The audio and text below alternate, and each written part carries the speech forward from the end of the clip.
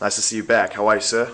I'm good, man. I'm good. Awesome. Got my water. I'm good. There you go. With this new album called Recovery. I want to get just a few words about the making of this record. About how long it took, and how was it an enjoyable experience for you? Would you rate the enjoyment of it compared to your previous records?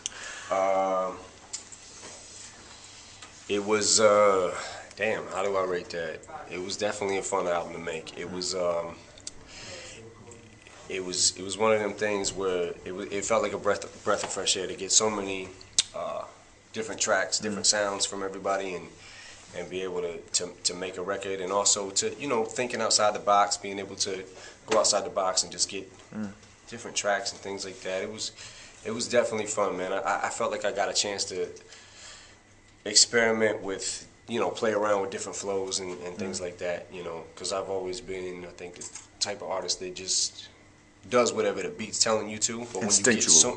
But when you get so many different tempos and so many different sounds inside the beat and feels and everything, you're allowed to experiment even more. So this was definitely one of the funnest ones that I did. Was there one song in particular that you really remember having a good time with, or a rhyme that you wrote on that record that you just thought, man, this is a real new level for me, as an artist and what I've achieved here?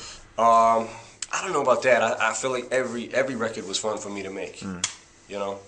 If it wasn't, I guess I wouldn't have did it. Yeah, that's true. What I mean? Yeah. The records that weren't fun for me to make probably came out that way. It probably sounded like it, so they probably didn't make the album. I heard you say that before, actually, that you sort of felt like you were at a point in your life where you could look back on your back catalogue and what you've achieved and feel like that maybe you undersold yourself as an artist or your talent with a few records. At what point did you come to that realization? That I undersold? Well, yeah, that you made records that you felt weren't necessarily like up to your own standards. Oh, definitely. There was records that I felt like. There was a long period, a good 4 or 5 year period where I felt like I definitely gave the public a lot of subpar material. You know what I mean? There was a lot of That's shit, a huge man. moment of clarity, though, for an artist. Most people go through their whole lives without realizing that, Yeah, I mean, there's a lot of work that I can look back and be proud of, and there's also a lot of work that I feel like, fuck, man, what the fuck was I thinking when I did that? What's coming up next for you, real quick, before I let you get out of here and get on your plane, man? What's happening?